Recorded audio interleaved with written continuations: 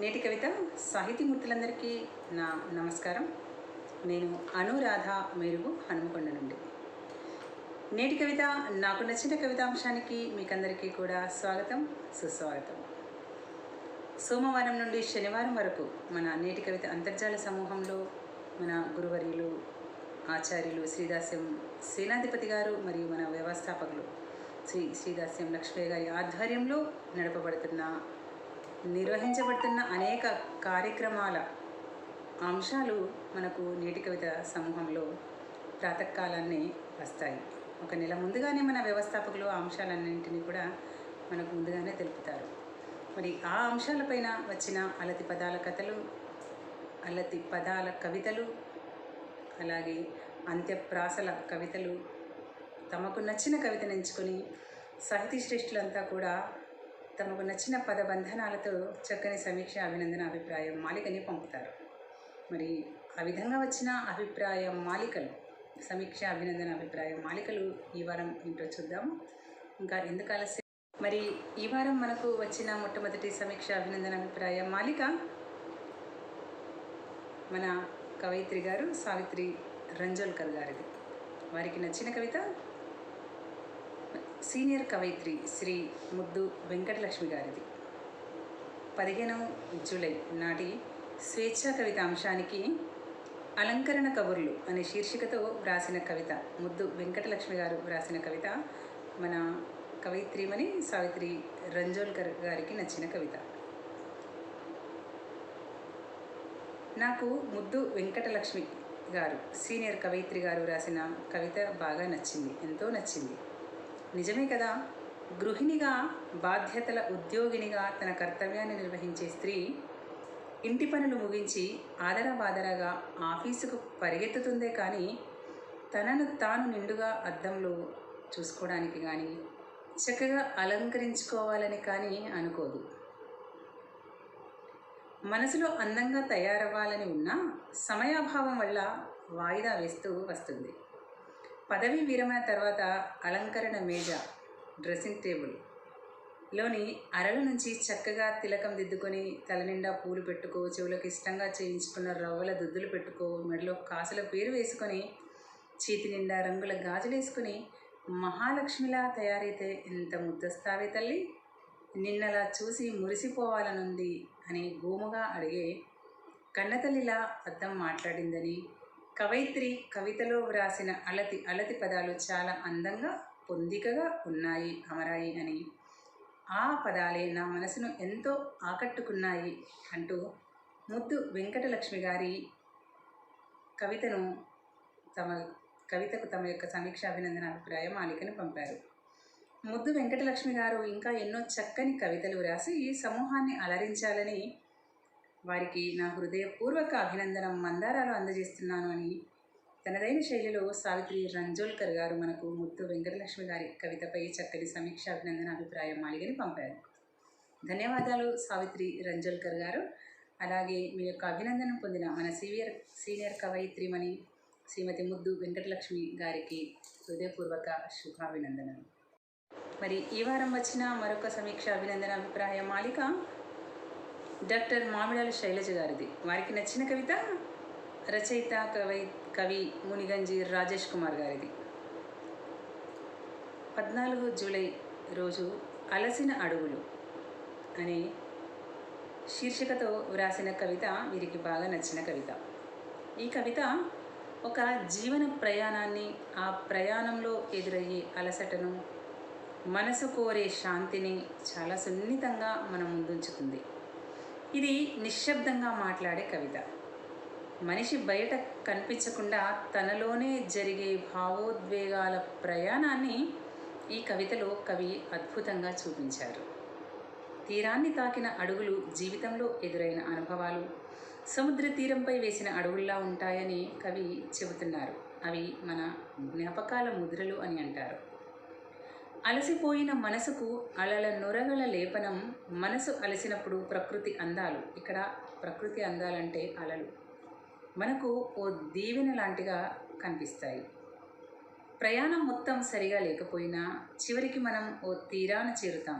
అక్కడ మనం గతాన్ని జ్ఞాపకాల్లో తడుస్తూ కొంత విశ్రాంతి పొందుతాం. తాను నేను ఒకటే అనే వాక్యంలో ప్రకృతితో మన మధ్య ఏకత్వం ఉందనే ఆత్మీయమైన భావన కనిపిస్తుంది. ఇది చాలా ఆధ్యాత్మికంగా కూడా అనిపిస్తుంది. కవిత భాష తేలికగా ఉన్నా భావాలు మాత్రం లోతుగా ఉన్నాయి. ఊహ మరియు ప్రకృతి దృశ్యాల కలయిక ఈ కవితకు ప్రత్యేకంగా నిలిచింది. తీరాన్ని తాకిన అడుగులు సైకత రేణువుళ్ళ సంతకాన్ని చేశాయి.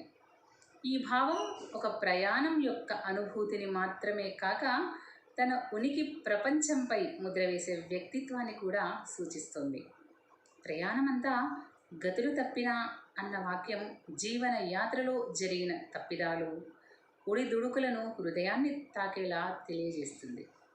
ఈ కవిత ప్రయాణం అలసట, ప్రకృతి ప్రేమ, ఆత్మ, విశ్రాంతి అనే విషయాలను మనసుకు హత్తుకునేలా చెప్పింది. ఇది నిశ్శబ్దతలో మాట్లాడే కవిత. ఈ కవితలో శబ్దాల కంటే భావాలు ఎక్కువగా వినిపించాయి, కనిపించాయి. అలసిన అడుగులు కవిత మనం మనసు లోపల జరిగే సంఘర్షణలకి ప్రతిరూపం. అలసిన మనసుకు ప్రకృతి ఒక ఓదార్పు. ఈ సందేశాన్ని ఈ కవిత లోతుగా, నిగూఢంగా తెలియజేసింది అని చక్కని శైలిలో భావుకత ఉట్టిపడేలా తన యొక్క శైలిలో రాసిన మామిడిల శైలజ గారు, మీకు ధన్యవాదాలు, అలాగే అభినందనలు. మీ యొక్క అభినందన పొందిన మునిగంజి రాజేష్ గారికి శుభాభినందనలు. అలాగే ఈ వారం వచ్చిన మరొక సమీక్ష అభినందన అభిప్రాయ మాలిక మన గురువు గారిది, శ్రీదాసన్ సేనాధిపతి గారిది. వారికి నచ్చిన కవిత వసంత, ఇంజపురి వసంత గారిది. 16వ తేదీన పదాలతో కవితకు గాను కవయిత్రి ఇంజపురి వసంత గారు జీవిత వసంతం అనే శీర్షికతో వ్రాసిన కవిత నాకు నచ్చింది. కాల మహిమను తెలియజెబుతూ, తాత్వికతను ప్రదర్శిస్తూ, ఆశావహ దృక్పథంకు చోటు కల్పిస్తూ వసంత గారు రాసిన కవిత బాగుంది. తడిసిపోతున్న ఆశలు ధైర్యం వీడలేదని, చేరువైన తీరాలు ఎప్పటికీ దూరం కాలేవని కొనసాగించారు. ఉషస్సులో ఉదయించిన వెలుగులా, తెల్లని కాగితపు పడవలా మిలమిల మెరిసినట్లే అనిపించిందని కవితను చక్కగా ప్రారంభించారు. ఎన్నో వెతలను దాచుకున్నా అన్నీ మరిచి నులి వెచ్చని కిరణాల తాకిడితో కాంతులీనుతున్న అంతులేని కడలిపై తేలుతున్నట్లుగానే తోచిందని చెప్పడం బాగుంది. చప్పుడు మొదలైందో కనుచూపుకు చిక్కనే లేదని, ఆకాశం నల్లబడిన సంగతి దిక్కులు గీతిల్లిన విధంగా కుంభవృష్టి కన్నులను ముంచివేసిందని ప్రకటించారు. ముఖ్యంగా కాలానికి ఎవ్వరూ అతీతులు కారని, నిన్నటి తప్పుకు నేడు శిక్ష తప్పదనే కర్మ సిద్ధాంతాన్ని తెలియజెప్పారు. జీవితాన్ని నిత్య వసంతంగా ఎలా మలుచుకోవాలో వివరించిన కవయిత్రి వసంత ఇంజపురి గారికి, నిర్వాహకురాలు సినారే వాగ్భూషణ అవార్డు గ్రహీత మీరు అనురాధ గారికి అభినందనలు అంటూ చక్కని మెప్పు కలిగించేలా చక్కని పదాలతో తమ యొక్క సమీక్ష అభినందన అభిప్రాయ మాలికను పంపారు మనకు గురువుగారు శ్రీ దాసన్ సేనాధిపతి గారు.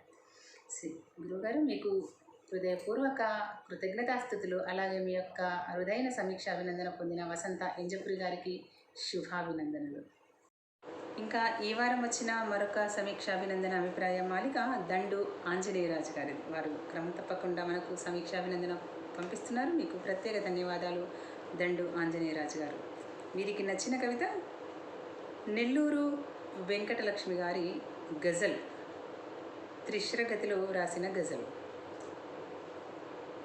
దండు ఆంజనేయరాజు గారు మాధవధార, విశాఖపట్నం నుంచి 10వ తారీఖు జూలై 10వ తేదీన నెల్లూరు వెంకటలక్ష్మి గారి త్రిశ్రగతి గజల్లో అందించిన ఈ గజల్ ముందుగా నాకు బాగా నచ్చింది. ఎందుకంటే ముందుగా అంటారు వారు, అందమైన మనసులోకి చూడాలని ఎలా తెలుసు, ముచ్చటైన ప్రేమ పాట పాడాలని ఎలా తెలుసు అంటూ ఇంకా ఇలా అంటారు వెంకటలక్ష్మి మేడం గారు.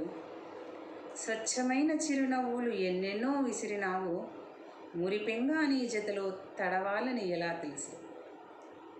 మరొక షేర్లో ఇలా అన్నారు, పున్నమిలో తేలినట్లు కలలెన్నో విసురుతావు, పున్నమిలో తేలినట్లు కలలెన్నో విసురుతావు, వెన్నెల్లో తడిసినట్లు చెప్పాలని ఎలా తెలుసు అంటూ వెంకటలక్ష్మి గారు తన యొక్క చివర మక్తాలో ఇలా అంటారు.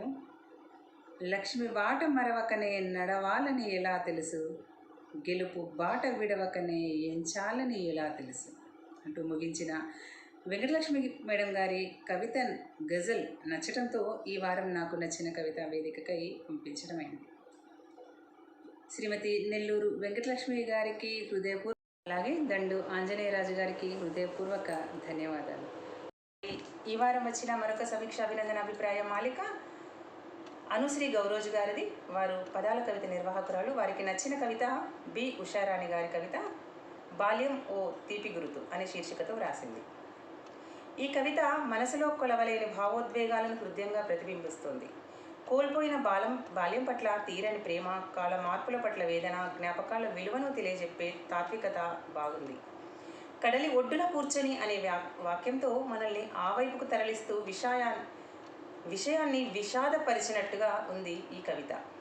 కనుచూపును కేవలం చూపుగా కాకుండా జ్ఞాపకాలను స్పృశించే మాధ్యమంగా చిత్రించడం చాలా బాగుంది. నా కళల వెలుగులు నా కంటి దీపాలకేమి ఎరుక, అలలపై గెంతుతూ కేరింతలు కొడుతూ కాగితపు పడవలు విసిరి సంబరపడుతున్న ఈ తరుణం వారి జీవితాన ఓ తీపి గురుతని ఈ సందర్భం నాకెంతో నచ్చింది. వారు ఎరువరుగా పెరిగి పెద్ద కాగానే ఉరుకుల పరుగులతో, అలజడులతో, బాధ్యతల బరువు బంధాలతో ముందున్న బ్రతుకు బందీగా మారుతుందని ఈ వాక్యాలు నిశ్శబ్దంగా మనసును తాకాయి. బ్రతుకు బందీగా మారడం మన జీవితంలోని బాధ్యతల బంధనానికి చక్కని వ్యక్తీకరణ. ఆ నవ్వుల పువ్వులను మనసు దోసిలిలో అపురూపంగా పట్టుకొని పదిలంగా భద్రపరిచ వారి నడివయసున కానుకలుగా అందించాలని, పిల్లల చిన్నప్పటి అమాయకపు నవ్వులు, ఆనందాలను మనసు దోసిలిలో భద్రపరచాలన్న తల్లి సంకల్పం అత్యద్భుతం. కాలమహిమ కదా ఇది. తాను కరిగిపోతూ నా బాల్యాన్ని నా నుండి నాకు దూరం చేసి నా పిల్లల ఆటపాటల్లో దానిని గుర్తు చేస్తూ వేడుక చూస్తున్నది. తనకవన్నీ మామూలేనని. కాలం తనదైన నిశ్చలత్వంతో మార్పులు చేస్తుండగా మనుషులు అనుబంధాలు మాత్రం అగాధంలో పడిపోతున్నాయని తెలిపే వేదన. చివరగా కాలం మహిమను తాత్వికంగా చూపించి అది మన జీవితంలోని అందమైన సంఘటనలను జ్ఞాపకాలుగా ఎలా మారుస్తుందో మృదువుగా వివరించారు. ఈ కవిత కాలచక్రపు తార్కికతను, జ్ఞాపకాల విలువను ఆవిష్కరించే అరుదైన చిత్రణ. కాలం మారుతుంది కానీ అనుభూతి మారదు అనే భావంతో చక్కని కవిత అందించిన ఉషారాణి గారికి అభినందనలు అంటూ శ్రీ గౌరోజు గారు తమ యొక్క చక్కని సమీక్ష అభినందన అభిప్రాయ మాలికని మనకు పంపారు. మీ యొక్క అభినందనకు ధన్యవాదాలు అనుశ్రీ గౌరోజు గారు, అలాగే బి ఉషారాణి గారికి కృతజ్ఞతలు. మరి ఇవి ఈ వారం నాకు నచ్చిన కవిత సమీక్ష అభినందన అభిప్రాయ మాలికలు. నాకు నచ్చిన కవిత సమీక్ష అభినందన అభిప్రాయ మాలికల యూట్యూబ్ లింక్ రాగానే ఆ కామెంట్ సెక్షన్లో మీ యొక్క అభినందనలను, సలహాలను, సూచనలను, అభిప్రాయాలను కామెంట్ సెక్షన్లో రాయగలరని మనవి చేస్తూ, అలాగే మీకు నచ్చిన కవితని ఎంచుకొని సమూహంలో తన అరుదైన పదాలతో లేదా పదబంధనాలతో చక్కని సమీక్ష అభినందన అభిప్రాయం మాలికను పంపగలరని సాహితీ శ్రేష్ఠులందరినీ కోరుతూ వచ్చే వారం మళ్ళీ కలుద్దాం. అంతవరకు సెలవు. నమస్కారం.